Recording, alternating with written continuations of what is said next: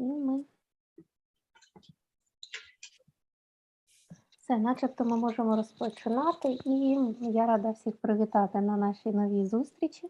Сьогодні ми знову будемо відповідати на запитання від наших учасників і учасниць. І я впевнена, що це буде нова, корисна та дуже ресурсна зустріч для всіх нас. Anna welcomes everyone on this meeting, and today we will be yet again responding to questions from our viewers and hope that this will be yet another useful and pleasing meeting and session for all of us. So thank you, Anna. And we would like to also welcome all the listeners here that are in person and are listening to us on YouTube Live and maybe afterwards. Лейн вітає всіх, хто зараз з нами присутній в цій Zoom-кімнаті, хто дивиться нас наживо в YouTube і хто дивитиметься потім у записі. And our team today, we have Sarah and Regine and Stephanie and Deanne and Tanaz and Natasha. I think Ron will be coming too, and I don't see him yet, but he will be with us, I imagine, shortly. Лейн представила команду, яка сьогодні з нею працює. Крім неї самої, сьогодні в нашому ефірі також присутні Сара, Реджін, Стефані, Діен, Танас, Наташа і ще чекаємо Рона. Yes. It's also, I haven't seen Natasha for a while, so it's good to see her. Good to see you, Natasha. Okay, so I'd like to just start off with, if we could, is to maybe to call up something that uplifts us this morning. Let's start with a resource. You know, we've been meeting now for a number of days, and maybe there's something that you have thought of in the past, or those of you who are listening to us for the first time. A resource can be anything, a person, place, thing, a belief, an idea that restores you. That when you bring it up and you think about it, it causes a well of well-being that can be from your head to your toe in terms of how you might even be able to feel it. Лін запрошує всіх приєднатися до такої вступної практики ресурсності. Ті, хто вже з нами давно, а ми проводимо ці зустрічі багато тижнів, ті вже знають, що це, хто дивиться сьогодні вперше, то ресурсом може бути будь-що, річ, людина, подія, спогад чи навіть щось вигадане, що дає нам відчуття такого піднесення, відчуття радості, можливо, від певних ресурсів нас навіть від ніг до голови, каже Ілейн, наповнює цим відчуттям благополуччя. Вона пропонує зараз трошки подумати про такий ресурс для кожного і кожної з нас. And just invite people as they're thinking about what that resource may be for them, Natalia, to really bring their attention to the sensations connected to their resource and to try to guide themselves to sense the neutral or pleasant sensations. І пригадуючи або уявляючи собі свій ресурс, спробуйте считати на рівні тіла, які ви відчуваєте приємні або хоча б нейтральні самовідчуття, які виникають під час оцих думок.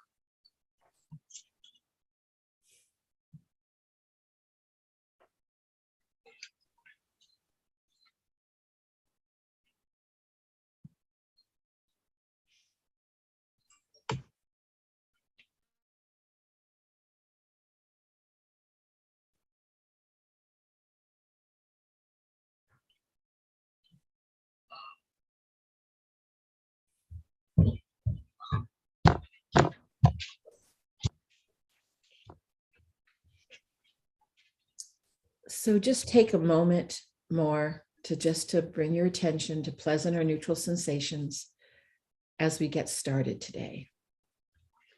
Ще хвилиночку приділіть увагу своїм приємним або нейтральним самовідчуттям, які виникли від пригадування ресурсу, і можемо починати.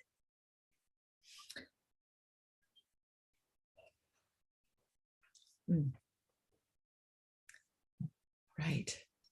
So, Natalia, we have a question, and I know it comes from one of our students that have been listening to our calls. So I'm wondering if that person is here who would like to maybe unmute themselves and ask the question themselves, or if you're going to say it out loud yourself. So turning it over to you for that inquiry. Ілейн і команда знають, що в нас сьогодні є запитання від однієї зі студенток, які приходять до нас на сесію. І Ілейн запрошує людину, якщо вона тут присутня, озвучити своє запитання самостійно, або якщо немає такої можливості, то ми можемо його зачитати. Аня. Або написати в чаті, бо ми бачимо, що у нас є повідомлення про поганий інтернет, і можна написати його в чаті. So we have a message from the student, it's Leona. We have a message from her in chat that she has poor internet, but she just typed the question in the chat. Воно є вже в чаті, то з дозволу Леони я можу його озвучити. Аня will read it in Ukrainian. Я студентка та живу в Харкові, вирішила залишитись вдома зі своїми батьками. І останні кілька місяців я живу в постійній тривозі і весь час про це думаю. Мені дуже страшно, я переживаю за близьких людей. Іноді через постійні думки про можливу війну складно заснути. Останнім часом я намагаюся жити звичайним життям, не читати багато новин, займатися спортом, розвиватись, але все одно складно і ночами сняться кошмари про війну. З іншого боку, родичі, які зараз виїхали до інших міст та країн, дуже хвилюються та закликають їхати до них. Але наразі я та мої батьки, ми не дуже готові виїжджати з рідного міста. Дуже хочу отримати від вас поради, як мені хоч трішки заспокоїтись, трохи заспокоїти свого внутрішнього панікера та перестати так багато думати про війну. Як сконцентрувати свою увагу на навчанні та перестати себе накручувати. Okay, so, our team talked about, some ideas about this question, and they came in different parts. So each team member will take a different part. And one is that there is something that we call that anxiety, a rumination, where we think about something over and over and over again and can't stop, which is a very common process that happens with anxiety. So that's one. Лейн каже, що, дякуємо за запитання. Лейн каже, що команда їхня трошки обговорювала це запитання перед ефіром і мали можливість придумати, чи точніше віднайти кілька варіантів відповіді, кілька стратегій допомоги, і вони почергово ними поділяться. Але для початку Лейн каже, що є така річ, як таке, я не знаю, як це правильно терміном українською називається, але якщо дослівно, то таке постійне прокручування тривожності в голові, таке як замкнуте коло, коли ми починаємо за щось тривожитися і тривожимося настільки, що вже не можемо з цього замкнутого кола вийти. And the second one is about relationships and the fact that Leona decided to stay in Kharkiv and be with her parents, and that they decided as a unit, that's a choice, right? A relationship and a choice. And there's so many questions and thoughts that we have been talking with over the last weeks about choices, the very difficult choices that people are having to make right now. А другий момент в цьому запитанні про стосунки між людьми і про вибір. Леона каже, що вони з батьками прийняли рішення залишитися наразі в Харкові. І тут з одного боку маємо оцей зв'язок між вами, Леона, і вашими батьками, а з іншого боку, чи точніше це не з двох боків, а просто в цій зв'язці маємо ще й вибір. І ми багато про це говорили на наших сесіях, про складність цього вибору поїхати чи залишитись.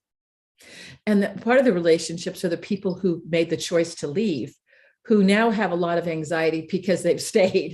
And so, and they're trying to help, but that's actually contributing to the anxiety, which I think is probably a common experience that many people are having between those who have left and those who've stayed. І ще такий момент у взаєминах між людьми, коли ваші родичі чи близькі виїхали, а ви залишились, і тепер ті, хто виїхали, переживають свою тривожність, і вони свою тривожність передають тим, хто залишилися, тим самим підсилюючи оце замкнене коло тривожності. Тобто тут теж йдеться і про тривожність, і про стосунки з дорогими людьми. І, напевне, це стається не тільки у вашому випадку, Леона, але й багато людей зараз переживають подібні ситуації. And the third thing is that she's a student and she wants to learn, and yet it can get, the studying can be difficult when you're as anxious as you are. So naturally, all these things that are her personal goals in her life are being affected by this horrible war. Третій момент – це те, що Леона ще студентка, і їй хочеться вчитися, а вчитися в такому стані тривожному досить складно, і тому вона, тому знову ж таки ця тривожність, вона підсилює цю неможливість вчитися, і хочеться якось вирішити також це питання, щоб дати можливість пізнавати щось нове. And so we'll come back to number one, and that's the anxiety, because the anxiety is affecting so much. It affects sleep, it affects your well-being. And I'm going to ask Stephanie if she'll talk a little bit about some of the ideas that we talked about. Stephanie, I think if you can share that with Leona, that might be helpful, and also helpful to other people that are experiencing something similarly. Тобто, як бачимо, каже Елейн, багато аспектів цього запитання впираються в тривожність, і про тривожність нам зараз трошки розкаже Стефані, як із цим давати раду, щоб вирішити решту аспектів ситуації. Yeah, so when I read the question, the first thing that occurred to me was this concept that we talk about called rumination, which is really just a fancy term for repetitive thoughts or obsessive thoughts that keep going over and over. Стефані каже, що коли прочитала це запитання, то перше, що їй спало на думку, це, власне, оця зацикленість тривожності, коли по повторюванню, циклічні повторювання думки про тривожність весь час крутяться в голові. And so this is a common phenomena, as Elaine said, with really anyone who's dealing with anxiety or depression, or experiencing any kind of trauma. І в усіх, хто переживає тривожність, депресію, хто переживає будь-які травматичні досвіди, це явище, воно є досить поширеним. Оце повторне прокручування одних і тих самих нав'язливих думок.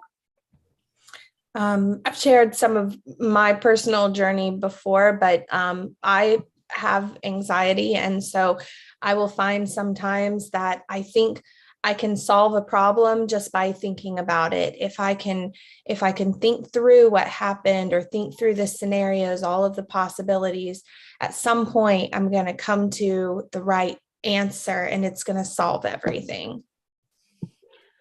Стефані каже, що має особистий досвід з тривожністю, вона про це також тут ділилася, і Стефані вважає, що якщо проблему так добре продумати, то продумати різні сценарії її розвитку, то можна знайти, в оцих всіх роздумах десь можна знайти певне рішення для своєї проблеми. But what I've learned, though, is that these ruminating thoughts, these thoughts that go over and over again, they're actually not helpful and can actually feed that anxiety or feed that depression and make it worse, especially when your thoughts don't produce an outcome. Але на практиці, каже Стефані, вона зазвичай з'ясовує, що ці всі зациклені думки довкола проблеми, вони не допомагають правилу її вирішувати, вони тільки підсилюють тривожність, підсилюють оце відчуття такої зацикленості на певній проблемі, але не завжди сприяють віднайденню рішення. And so Elaine said that on previous calls, you guys have talked about the concept of thought stopping. So it's recognizing when your thoughts are getting ready, or they're starting to go into this cycle where they're repeating and you can't break away from these thoughts. And it's recognizing that and then stopping those thoughts and thinking about something else. But I want to add just another piece to it.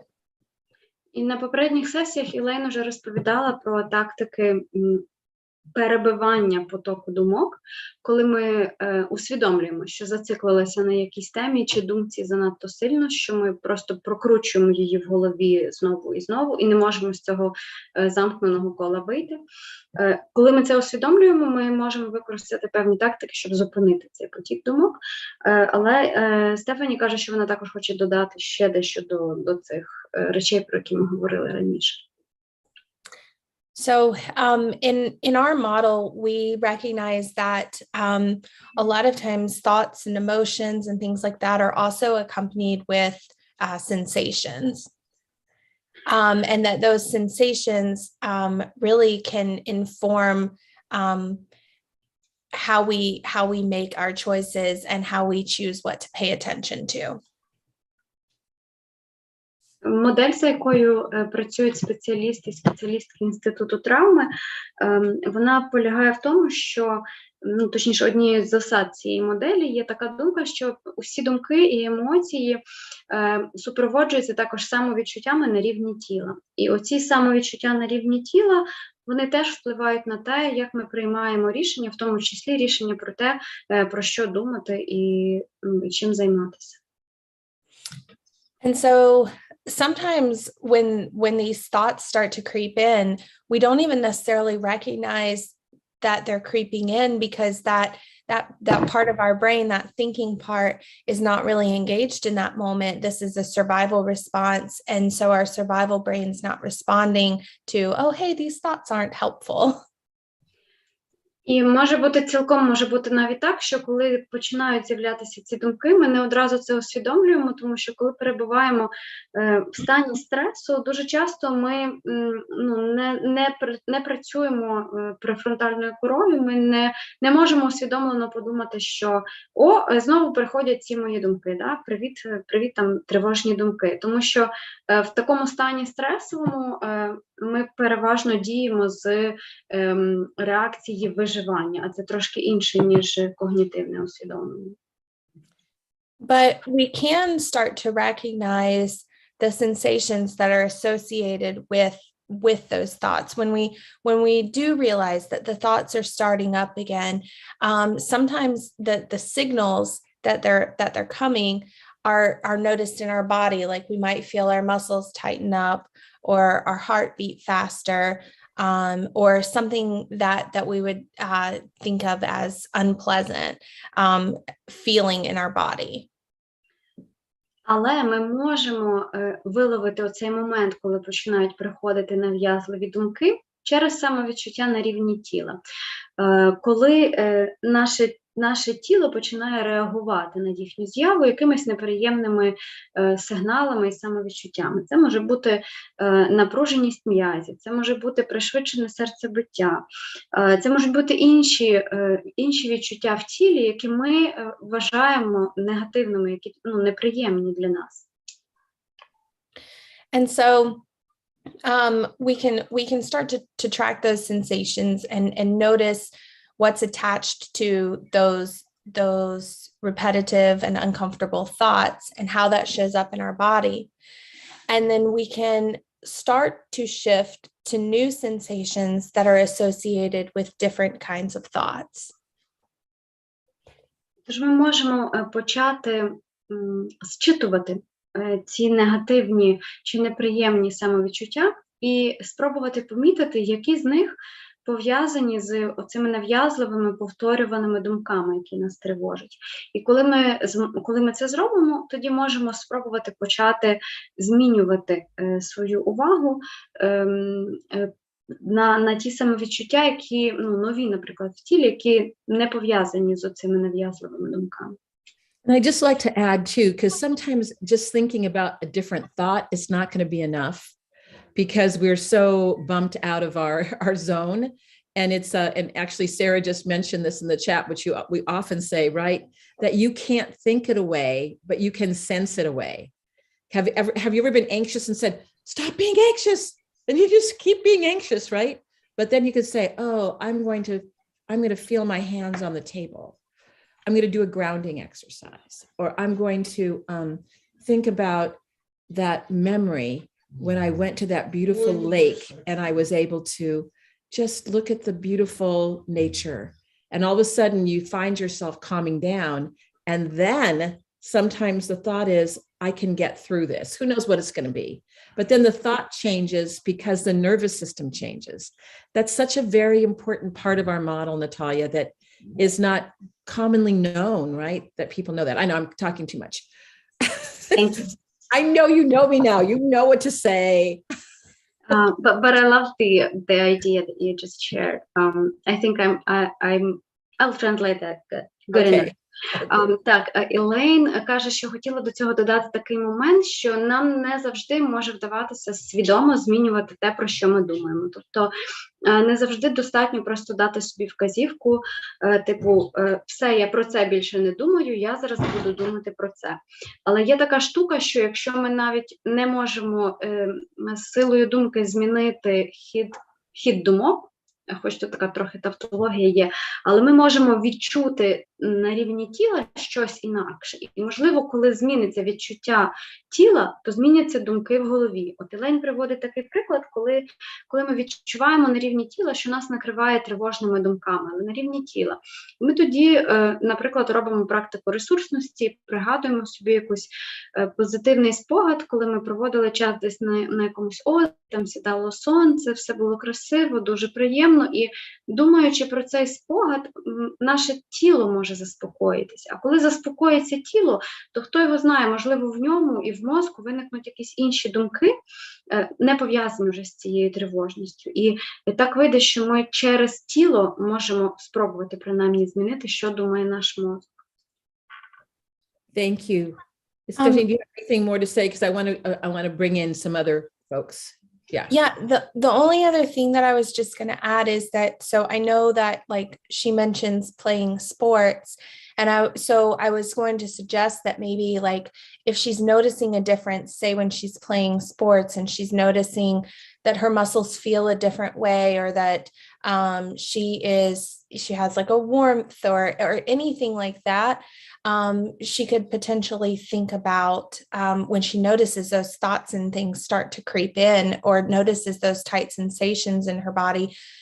She could imagine, she's out playing whatever sport it is that she likes, and kind of imagine how that feels in her body. Which is really resourcing, right? That's a body-centered resource. Yeah. І Стефані каже, що в запитанні там було про заняття спортом. Незалежно від того, яким спортом займається Леона, яка поставила це запитання, але якщо це допомагає і якщо це дає тілу якісь інші і приємніші самовідчуття, то можна також спробувати считати, по-перше, ці самовідчуття, от які вони, коли ви займаєтеся байдуже яким спортом, що ви відчуваєте в тілі, там м'язи інакше відчуваються, можливо, вони розслабленіші, можливо, вони там приємніші, якісь нагріті. Тобто зафіксувати собі це відчуття в тілі, і потім, коли ви відчуватимете, що находять ці неприємні думки чи неприємний такий тілесний стан, спробувати уявити, що ви зараз займаєтеся тим спортом, який вам до вподоби, і що ви переживаєте ті самі відчуття, які ви відчуваєте, коли справді ним займаєтесь. І це, як каже Елейн, називається такою тілесно-центричною ресурсністю. Thank you, Natalia. So I'm going to ask Regine now, because Regine had some very wise counsel about staying in the present moment. And I think this is also something that could be very helpful right now. So go ahead, Regine. Yeah, thank you, Elaine. Actually, expanding on what's been said, we mentioned many techniques that are available for use, but I wanna consider the larger context out of control and how the body responds, also going out of control, and so many decisions to make in terms of approaching that in terms of dealing with this moment. And I understand that the very fact that Leona is asking the question is there is some desire already emerging in that direction. What can you do So in pause the for just moment? a second so she can translate. Just a Oh, second. I'm sorry. Thank you. Forgetting. Так, Елейн запросила Режін до слова, і Режін каже, що хоче трошечки розширити контекст того, про що ми говоримо. У цьому запитанні явно присутня інформація про те, що людині доводиться їй доводиться стикатися з багатьма різними непростими, напевне, рішеннями, і тіло теж реагує на цей непростий контекст, в якому зараз перебуває дівчина, яка поставила запитання. І ці речі можна вирішувати, якщо зосередитися на теперішньому моменті. Тобто, окрім всіх тих технік, про які вже йшлося, також помічним буде зосередитися на теперішньому моменті. І, можливо, каже Режін, уже частково десь це бажання навіть у запитанні воно проскакує. So the point is really about how can we bring a little bit of simplicity into this complexity happening by remembering that it's a big picture, it's a big situation, lots of moving parts, but we only have to deal with it one moment at a time. І Режін пропонує трошечки спростити цю дуже складну ситуацію, в якій насправді ми всі перебуваємо, і Леона, яка поставила запитання, теж перебуває. І це можна зробити, якщо нагадати собі, що ця велика картина, з якою доводиться мати справу і Леоні, і багатьом із нас, вона складається з дуже багатьох складових частин, але на певний конкретний момент ми даємо собі раду тільки з однією з цих частин. And this is where the tools, the CRIM tools, we can use them intentionally to help us come back to this moment. Maybe whether we use grounding or resourcing or asking ourselves what else is true. From that perspective, connecting to the sensations, and maybe if something shifts, maybe this is when we think of decisions we have to make, but we come from a different perspective. І в моделі стійкості спільнот є багато навичок, які, якщо взяти цю велику картину і займатися тільки однією складовою в певний момент, в теперішній момент, то є багато навичок в цій моделі, які можна використати для того, щоб дати собі з цим раду. Можна використати заземлення, можна використати ресурсність, можна дати собі відповідь на запитання, що ще правда. І таким чином після цієї практики, будь-якої з цих практик, можливо, ми зможемо давати собі раду з цим невеликим шматком нашої складної реальності з трошечки іншого погляду, з іншої перспективи. So the last thing I want to say is, since Leona mentioned exercising, how do we remember to plan for this moment when we are overwhelmed or when we are, experiencing high anxiety? So perhaps it might be useful to plan it initially, deliberately, as you exercise. I think someone mentioned it earlier. Or plan for a specific time of the days. At this moment, I will come back, so you don't forget. That's Thank you, the breaking it down. That's the piece. Thank you, Regine. Mhm. No, I'm gonna. Let me translate it. Yes. І також Режін згадала про спорт, оскільки Леона говорила, що займається спортом, то можливо варто також спланувати собі ці певні заняття, щоб теж пам'ятати про те, що вони в неї є як ресурс, і що навіть коли складно, і навіть коли дуже багато всіляких емоцій, багато тривожності, то все одно можна буде в певний момент повернутися в цю точку, де вона займається спортом, де вона рухається, щоб це теж було якось, як ресурсом. And so now I'm going to ask actually Ron and Deanne to talk a little bit. And Ron, you were talking, I love that boxing metaphor personally, even though I'm a girl, because I think that, I don't know, I just work in metaphors, my brain. But anyway, I don't know if you can share that and what happens when we're in those hyper aroused states. And then Deanne, you could come in because you both talked about planning. And I think that might be something that is also something to include. So Ron, over to you and then to Deanne. Yeah, I'll lead up to it if that's okay. Well, of course, do whatever you want to say, of course. Go ahead. So when surrounded by danger, oh, hi, everybody. Ага. So when surrounded by danger, it would be natural for our survival strategies to be activated. Так, Елейн зараз надала слово Рону, а після нього говоритиме Діан. Рон каже, що коли ми оточені чинниками небезпеки чи небезпекою, то цілком природно, що активується наша реакція виживання. So I encourage the person who wrote the question to recognize that her brain and her nervous system is doing what it's supposed to do, and to appreciate that her brain and her nervous system are trying to do their best to keep her alive. Тому людині, яка поставила наше сьогоднішнє запитання, Рон радить нагадати самій собі і нагадувати навіть самій собі, що все те, що ви переживаєте, це цілком природна реакція вашої нервової системи і вашого мозку на те, що відбувається довкола вас. І це їхня робота – захищати вас від небезпеки. І тому ви можете навіть з вдячністю подумати про те, що ваша нервова система і мозок роблять те, що повинні, виконують свою функцію вправно. In the normal course of events, we face challenges, our body gets activated, adrenaline and noradrenaline flood our system, we say perhaps go in the high zone, we face the challenges, and then the challenge goes away and we rest and recuperate. За нормальних життєвих обставин, коли перед нами постає якась складна ситуація, то наші рівні адреналіну і норадреналіну підіймаються, ми можемо навіть вилетіти у зону збудженості, активується нервова система, ми вирішуємо цей виклик, який перед нами постав. Після того всі ці емоції йдуть на спад, і ми повертаємося в якусь в ту зону, в якій можемо відпочити і відновитися. But if the danger and the disruption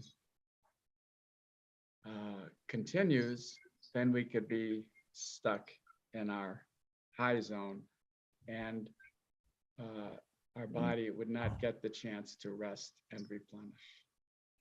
Але коли небезпека і такі неприємні чинники тривають постійно, то ми можемо застрягнути у зоні збудженості, і тоді наше тіло і нервова система не мають можливості повернутися в більш стійку зону, щоб там відновитися. I use the image of a boxer, and we talked about this another day, where the boxer goes into the ring for 2 or 3 minutes, but then comes back to the corner to get some fluids and to rest. And if it wasn't for that rest, the boxer would soon be depleted. І ми котрогось дня вже говорили про цю метафору боксера, який виходить на ринг, б'ється буквально кілька хвилин, 2-3 хвилини, і потім відходить у куток. Йому там дають воду, можливість перепочити, і якби не оцей відхід у куток для перепочинку, то боксер дуже швидко виснажився. Or the difference between a 50-meter sprint and a marathon, that you can run full out for the 50 meters, but you couldn't for the marathon length. Або різниця між 50-метровим спринтом і марафонським забігом. Можна пробігти 50-метровий спринт на всіх максимальних силах, але потім потрібно перепочити, тому що на таких же максимальних силах пробігти марафон нереально. And this is why we think that the person who wrote the question is so wise, that she recognizes she is sprinting and that she needs to rest and rejuvenate. І Рон каже, що дівчина, яка написала запитання, вочевидь, дуже мудра людина, бо вона розуміє вже сама для себе, що вона біжить цей спринт, в якому треба знаходити місце для відпочинку і відновлення. And so we recommend strategies such as shift and stay, where when she tracks, when she notices that she is out of her zone, and she is able to try to notice a place in her body that is a little bit less uncomfortable, or to do something that helps her, like a resource that helps her make her feel a little safer. And we recommend, I gotta say one more thing. We recommend that maybe she does this 50, 60 times a day, that she keeps repeating it, and to recognize that she'll keep bouncing back and forth, and that's okay. І тому в цій ситуації, в якій ви перебуваєте, Леона, Рон каже, що можна використовувати техніку змістити і зафіксувати, коли ви відчуваєте, щитуєте, що виходите з зони стійкості, що стає там тривожно чи некомфортно, можна спробувати знайти на рівні тіла якесь місце в тілі, яке почувається не настільки дискомфортно, як всі інші місця, наприклад, в якому десь трошечки хоча б затишніше. І навіть якщо ви це робитимете, Рон каже, там 50-60 разів на день, то коливатиметесь туди-сюди, в високу зону і може трошки назад і знову, то це теж нормально. You know, I was thinking about Ron. Oh, I'm sorry. Go ahead. I just want to say one more thing before I turn it back to you, if that's okay. That one day, soon, hopefully, this war will end. And if she's in fight flight, she won't be able to think about how will her future self wish that her current self had dealt with this situation, especially with her studies. So if she is able to get a little closer to her resilience zone, she might be able to pause and reflect on that. І також Рон каже, що ця війна, сподіваємося, досить швидко закінчиться, і тоді можна буде повертатися, в тому числі в вашому випадку, Леона, до навчання. І для того, щоб це зробити ефективніше, та ваша, як Рон каже, майбутня версія вас була би, напевне, вдячна цій теперішній версії, якби вона хоч трохи давала собі цих перепочинків нервової системи, щоб ви були більш трошечки ближче до зони стійкості і зараз, і в той період, коли зможете уже повноцінно повернутися до навчання. Yeah. You know, and I just wanted to add, I just am humbled by Leona's question, because I was thinking about this in terms of just a marathon. And I've run a marathon before, and I knew there was going to be an end. And because I knew that there was going to be an end, it was precise. And I remember that last mile thinking, there is no way I'm going to make it to the end. And I think what's difficult about war and this war is we don't know when the finish line is going to be. So that even means more than ever, how we replenish ourselves along the journey becomes that much more important. І Елейн також додає про цей марафонський забіг, про який ми говоримо. Елейн бігала марафонські забіги і каже, що пам'ятає ці відчуття, коли там на останніх кілометрах вже точно впевнена, що не добіжиш, але добігаєш все одно. Але різниця в тому, що якщо в марафонському бігу людина знає, де її фініш, він дуже точний і зафіксований. У випадку з війною, загалом будь-якою і цією нашою також, ми не знаємо, де буде фініш, чи коли він буде. І саме тому ще важливіше себе в цьому процесі, в цьому забігу, на цьому шляху, давати собі можливість відновлюватись, давати собі можливість поповнювати свої ресурси, бо ми не знаємо, як довго ще доведеться бігти. And so, if you can, as much as possible, try to get into that resilient zone that we've been talking about. Then there's the opportunity, because we have more access to our prefrontal cortex when we talk about our brain, that is our seat of problem solving, to make better plans for the present and for the future. And so Deanne and actually Sarah as well talked about planning. So Deanne, you want to go first, and Sarah, can you add? And then after that, we're going to talk about relationships, and we're going to have Tanaz give us her perspective about that. So go ahead, Deanne. Well, let me translate it first. Thank you. Так, і Лейн каже, що власне ці короткі перепочинки для мозку, які ми влаштовуємо чи влаштовуватимемо собі в цьому забігу, вони дуже потрібні також тому, що чим частіше і регулярніше ви будете повертатися в зону стійкості, навіть нехай ненадовго, тим більше ви зможете відновити розумову функцію свого мозку. І з такої позиції мозку набагато легше складати якісь плани і на майбутнє, і на теперішній момент, і вирішувати будь-які проблеми. Тому це дуже важливо. А зараз слово Діан. Thank you. It's an honor to be here. I want to remind you to be gentle with yourself. These are extraordinary times that you're living in.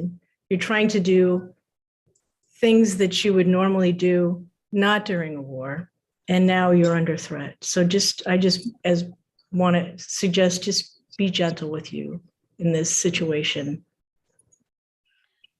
Діан каже, що вона дуже рада бути тут і нагадує Леоні, чи просить Леону бути делікатнішою з собою. Я думаю, це стосується усіх нас, тому що в багатьом із нас доводиться зараз робити всі ті речі, які ми звикли робити в звичайний час, і то не завжди це було легко.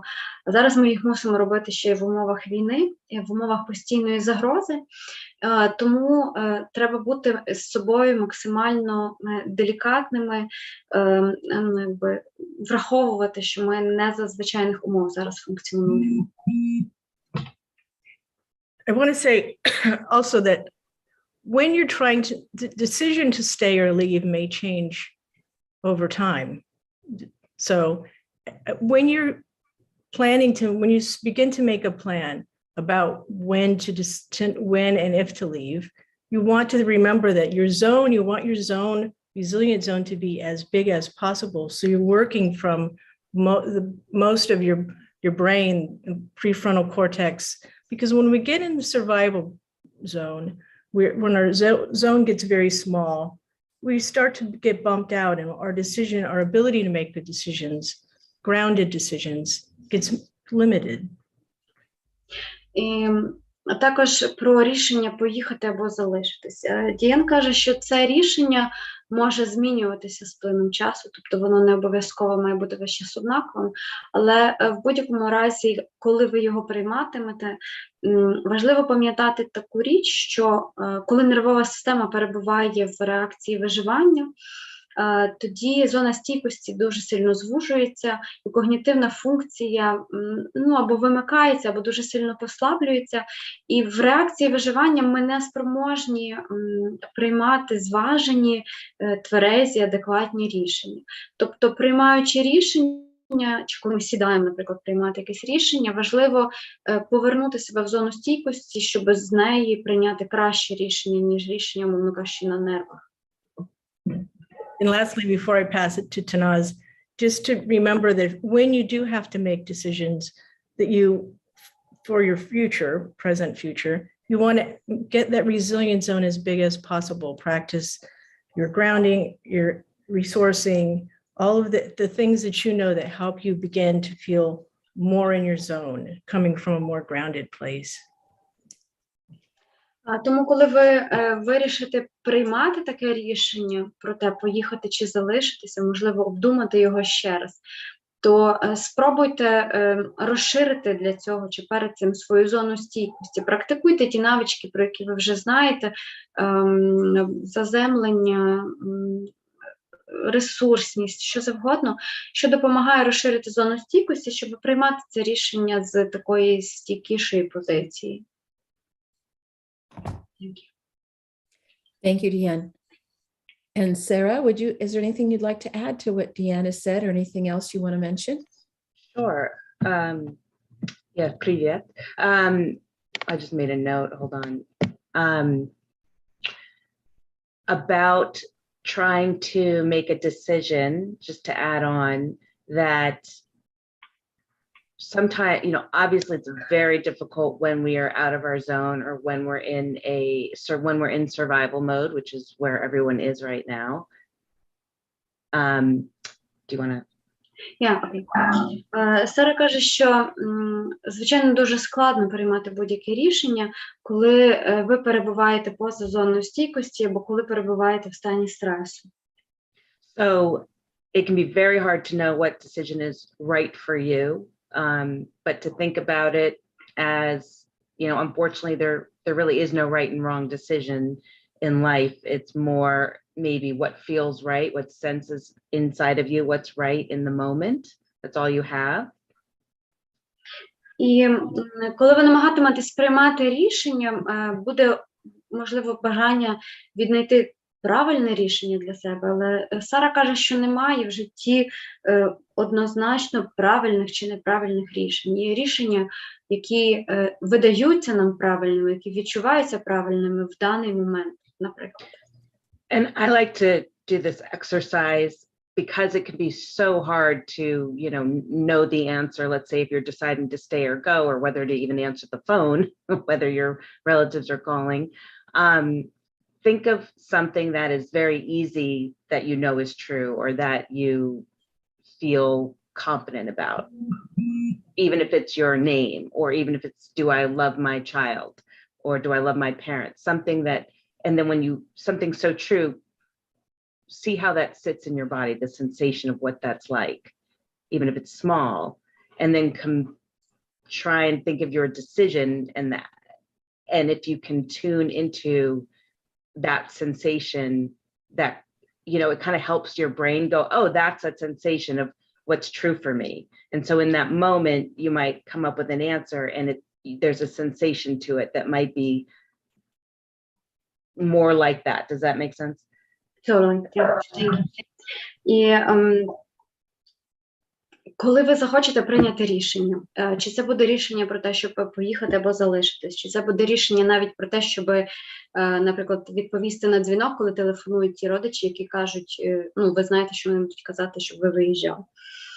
Є така практика, Сара нею поділилася, можна перед тим, як приймати будь-яке рішення, відчути на рівні тіла, як відчувається, коли ви пригадуєте щось, у чому ви точно впевнені. Наприклад, це може бути щось дуже дрібне. Наприклад, я впевнена, що мене звати Наталя. Або коли ви думаєте, наскільки певною є, наприклад, ваша любов до батьків чи до своїх дітей. В вашому випадку, вона, мабуть, до батьків, так? І тіло має в тілі може з'явитися оце відчуття, коли я знаю, що я це знаю напевне. І от в цьому відчутті, коли я знаю щось напевне, спробувати поставити собі запитання, те важливіше, на яке ви хочете знайти відповідь. І мозок у цьому стані такої впевненості в тому, в чому він впевнений, можливо, зможе вам запропонувати правильну відповідь. Але знову ж таки, читати саме відчуття на рівні тіла, як тіло відгукується на цю вашу відповідь, яку ви собі даєте. And also to add about getting in your zone, it might help to make this decision while you're lying on the floor, for instance, where you feel more grounded or safe or contained. Or maybe it's standing outside and just feeling the earth under your feet. So it's like a shifting to something more neutral or grounded to help your nervous system get there. And also it can be like wrapping yourself in a wonderful blanket so that you feel contained, almost like when we swaddle a baby. We can swaddle ourselves as adults, because when we do that, sometimes we come into that zone of well-being. І Сара також каже, що приймаючи якесь важливе рішення, можна також спробувати робити його з позиції, коли тіло перебуває в якомусь такому затишнішому, замкнутішому просторі, навіть не просторі, а швидше стані. Наприклад, лягти на підлогу, дуже заземлене тоді тіло. або вийти на вулицю і відчути землю під ногами, і перебуваючи в такому фізичному стані, приймати оце своє рішення, чи шукати відповідь на своє запитання. І Лейн також додає, що можна загорнутися в ковдручку, не тільки діти люблять, коли їх закублюють, дорослі теж люблять кублитися, і, можливо, загорнуто в якийсь приємний пледик, тілові буде теж легше шукати відповідь на такі дуже непрості запитання. So thank you very much, Sarah and Deanne, for that part. And so the next part, we're going to talk about relationships, and Tamaz had some really good, some ideas. And I think the relationships are so important to us. And when we have people that we love and they're saying, oh, you need to leave, and you're going, well, we're staying, that is just a whole other struggle. And so she's got some ideas. So over to you, Tanaz. Так, Лейн каже, що зараз поговоримо ще трошки про взаємини між людьми, тому що для нас взаємини і зв'язки з іншими дуже важливі, і коли люди, яких ми любимо, наполягають на тому, що нам треба виїхати, а нам цього насправді не дуже хочеться, то страждаємо і ми, і наші взаємини. І зараз Таназ з нами поділиться якимись цікавими ідеями з цього приводу. Thank you. Thank you, Leona, for your brave honesty and your vulnerability in asking such an important and powerful question. Таназ дякує Леоні за її сміливість, за чесність, за те, що виявили перед нами всіма свою вразливість, але поставили настільки важливе і потужне запитання. It's a question on the minds of so many people, and you're helping everyone by asking it. Right. Це запитання, напевне, крутиться на язиці чи в голові у дуже багатьох людей. І дуже вам вдячні за те, що ви набралися сміливості його поставити. I can tell that you're such a loving and caring person for your decision to stay with your parents. Судячи з вашого рішення залишитися з батьками, ви дуже турботлива і любляча особистість. And so I also know that when your relatives are speaking to you, you probably want to make them feel okay too, even though it's a difficult time. І швидше за все, коли з вами спілкуються родичі, які хочуть, щоб ви виїхали, вам, ймовірно, хочеться, щоб і вони були в порядку, щоб вони почувалися в порядку, тому що ситуація складна для всіх. The most loving way to care for people in our model is to make sure that our resiliency mask is on first. Але найпродуктивніший спосіб потурбуватися про інших людей в моделі стійкості спільнот, за якою ми тут працюємо і спілкуємося, полягає в тому, щоб надягнути маску, цю кисневу маску стійкості спершу на себе. And so I invite you to remember that even in these difficult times when you're speaking to your relatives, that you have choice. І Таназ нагадує, що навіть у ці непрості часи, коли ви спілкуєтеся зі своїми родичами, у вас все одно залишається вибір. It is so hard, and they care for you so much, and you care for them so much. And there are various levels of worry that people carry at times like these. Це все дуже складно, і вони переживають за вас і хвилюються за вас. Ви переживаєте і хвилюєтеся за них, але є різні рівні тривоги і турботи, які люди переживають у такі складні часи. I can tell that you are very wise and discerning, and you are probably aware of which relatives carry more worry than others. Таназ припускає, що ви дуже така тонко налаштована і мудра людина, і, напевне, можете розрізнити, хто з родичів наскільки сильно за вас стривожені. At times like those, check in with yourself and see how you are feeling. And if you need to make the choice to maybe text message a relative instead of answering them because their worry might rub off on you, that's okay to do. І ви також можете считати свої самовідчуття стосовно спілкування з тими чи іншими людьми, з ваших родичів, які заохочують вас виїхати. І, можливо, ви відчуєте в якийсь момент, що замість розмовляти з ними по телефону, ви хочете просто написати їм текстове повідомлення, бо якщо ви знімете слухавку, то їхня тривожність передасться і вам, а ви цього не хочете. If they feel open to receiving what you have to share, then you may also suggest to them and offer the skills to them, saying, this is what has been helping me, let's practice this together.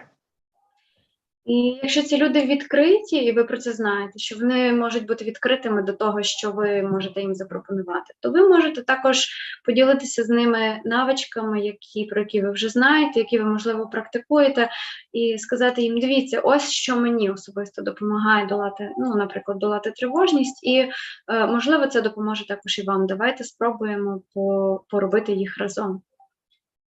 And so if it feels right, having this ritual of practicing the skills together before we engage in the deeper conversations, that can help bring everyone into the resilient zone and have more loving and connected conversation, even in these difficult times. І якщо ваші взаємини з цими родичами дозволяють вам, наприклад, разом провести якусь практику стійкості, про які ми тут говоримо, і ви можете це зробити перш ніж переходити до серйознішої розмови, то це могло би дуже сильно допомогти всім сторонам діалогу повернутися в зону їхньої стійкості і проявити ще більше турботи і переживання одне за одного, попри те, що ситуація дуже складна. Thank you, Leona, and our strength and our love are with you. Thank you, Танас. І Танас дякує вам, Леона, і переказує свої побажання чи привітання. Ви в їхніх думках. What I'd like to invite now, she just left, Leona, if she had a comment or a question, but I see that she just got knocked off the internet. So I'll just, maybe she's going to be hearing this or not, I'm not sure. So I'm going to just turn it back to Anna to see if she has any comments or questions or from our discussion, or honestly, what does Anna want to add? That's my real thing to say to her, because she always has such wisdom to integrate in what we're talking about. Так, Ілейн хотіла запропонувати самій Леоні, можливо, прокоментувати те, про що ми сьогодні говорили, або поставити якесь додаткове запитання, але вона якраз щойно зникла з нашого зуму. Аня, вона не повертається до нас на зв'язок? Поки що ні, але періодично я її запускаю, бо, мабуть, у неї не стільки інтернет. В будь-якому разі, Ілейн, запрошую тоді тебе прокоментувати чи поділитися своїми думками з приводу, оскільки кажеш, що в тебе, як завжди, має бути якась мудрість і на нашу сьогоднішню тему.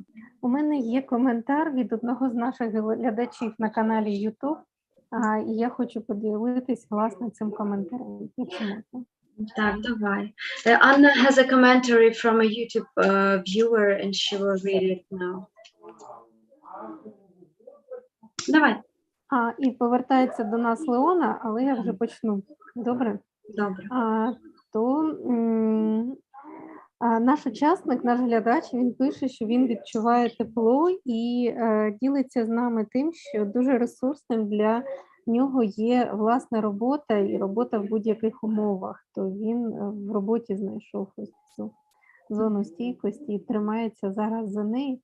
І до нас повернулась Леона. Леона, ми попросили тебе прокоментувати те, що ти сьогодні почула, побачила, і твої враження від нашої сьогоднішньої зустрічі. Можеш увімкнути звук або написати в чаті. So Anna just read this comment from a viewer on YouTube, and this man, he wrote that he feels this warmth inside him, and that he always finds his resourcefulness in working, whatever conditions are, and that his work is his resource. So that's what he shared. And now Anna invited Leona if she has any comment to unmute herself or to type that into the chat. Great, thank you. I think that having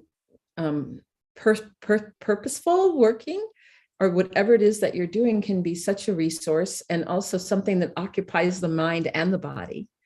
Right. Ілейн каже, що це про коментар про роботу, що якщо робота наповнена змістом, то, звичайно, це фантастичний ресурс, який здатен займати і тіло, і розум, що немало важливо. Now we have a comment from Leona. She wrote that she's very grateful for useful pieces of advice, that she can use them in practice, and she's very happy to be here at our webinars. Леона написала, що дуже вдячна за корисні поради, може використовувати їх на практиці, і дуже рада, що потрапила на наші вебінари. Well, I have to say too, Natalia, it is always very resourceful for me when I see her photo in that nice pink shirt, resting on that wonderful, it looks like a very comfortable little cushion, and with that beautiful background. So I just want her to know that and I see a lot of nods from our team that we've seen her in her photo. So I often, when I don't see her, I'm going, where is Leona today? Right. So, right. I will tell her. Леоно і Ілейн передає вам особисто, що це ваше фото на заставці, де ви в такій милій рожевій сорочці на дуже затишній подушці з гарним тлом на фотографії, що це теж вже для Ілейн ваше фото стало певним ресурсом, тому що коли ви є, то їй якось спокійніше, а коли немає цього фото в нас на екранах нашого зуму, то Ілейн якось навіть трошки незатишно від того, що вона вас не бачить. Тому ми теж раді, що ви приходите до нас на зв'язок. І коли Ілейн це казала, то вся команда кивала головами, тобто ви не тільки для неї такий ресурс. Oh, she just wrote that she will use every single piece of advice that you offered her, and her parents also listen to this webinar, and they will follow some of the advice offered here too. Wonderful, wonderful. So, Це чудово, Леона, це чудово. Я прочитала ваш коментар про те, що ваші батьки теж слухають. If there's any other comments, I see that we see Olesya there. That's nice to see her. Так, пані Олесю, і вас, Ілейн, рада бачити. Може, в когось ще є якісь коментарі або запитання, то можна їх поставити, озвучити. So see if there's any other comments, Natalia, if anybody want anything on YouTube, or anyone who's here wants to unmute themselves and make a comment. Хто нас слухає тут, то можна просто увімкнути мікрофон і сказати усно, якщо хочеться.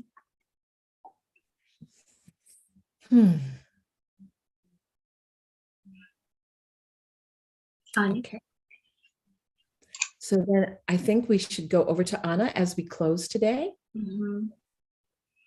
Well, Sarah just wrote sending love and light to everyone. Thank you, Sarah. Thank you for being with us. Так, Сара попрощалася, побажала всім, відправила всім промінчики любові і світла, мусить нас зараз покинути. Аня, тоді тобі слово на завершення сесії.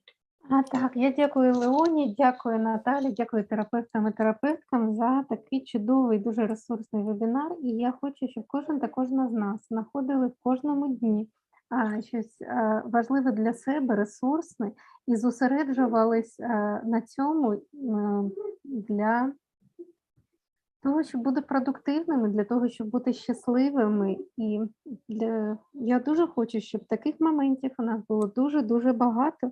І у нас є новий коментар в чаті в Ютубі, де учасниця пише, що це дуже цікаво, що дуже цікаво проходить зустріч, і дякую нам також за наше спілкування.